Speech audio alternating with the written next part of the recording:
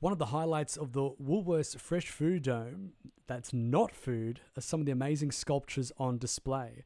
So I'm speaking to one of the award-winning sculptors, Mark Niglia, whose two sculptures, the Stockman and Duchess, are on display. Mark, thanks very much for joining us here at Show Radio.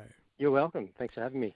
Now, I've seen the motif in your work is a lot to do with horses. So how have these majestic animals inspired your art?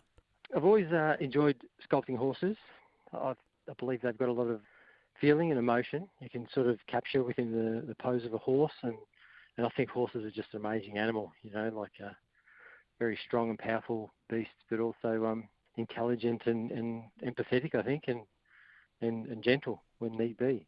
So you have a bit of a connection with horses. It's that animal that inspires. Yeah, definitely.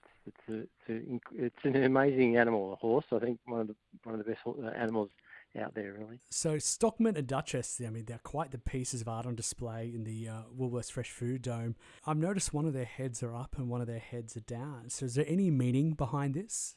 I guess Stockman was a very masculine pose, big sculpture. The Stockman's horse is very rugged and weren't very well looked after. As a work animal, really, and they had to be tough. And that's why I've made it with heavier materials than I usually use, and it's very solid and weighs a bit more. Whereas Duchess, on the other hand, is very delicate and intricate, I suppose, to do with royal and feminine side of things. I've noticed too your materials you make, mainly they are metal sculptures, also some charred wood. How long does it take you to sculpt these magnificent pieces of art? Usually around 100 hours, give or take. It's time consuming, but it's nice. I go out to the workshop and I might get half a leg done, in a day, and just know the next day I'll get the other leg, and it's like therapy sculpting to me. So I enjoy it. In the past, I could be very impatient. I want things done right away, but in this case, I'm very patient and enjoy the process. It's very rewarding and great therapeutic benefits, I believe. So for other Sydney-siders, where else, apart from the Easter show, can you see your work? I've got two sculptures on the Woolloomooloo Wharf at the moment. Okay. If they're still there, I think they get moved around a little bit through Art Park Australia.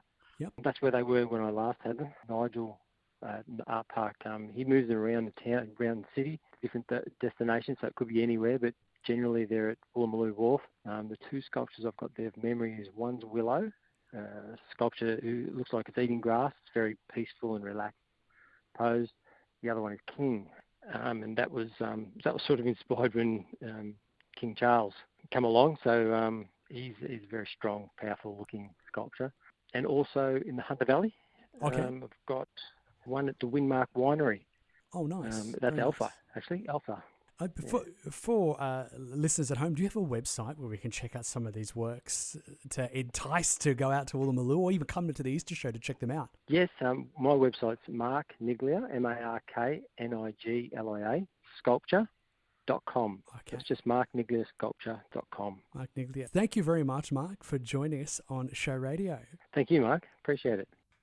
That was Mark Niglia, the award-winning sculptor of Stockman and Duchess that you can see in the Woolworths Fresh Food Dome here at the Sydney Royal Easter Show.